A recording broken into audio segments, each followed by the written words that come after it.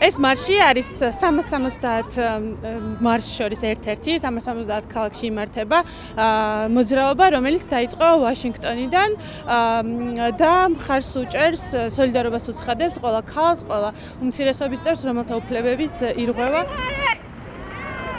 ქალებს მეტნაკლებად ყველგან მსოფლიოს მასშტაბით ერთი და იგივე პრობლემები გვაქვს და ერთი და იგივე გამოწვევებს უპირისპირდებით უთანასწორობასთან დაკავშირებით და მეც შვილი გოგო მეზრდება და მინდა რომ უკეთეს მომავალში იცხოვროს ვიდრე მე დღეს დავუშვოთ.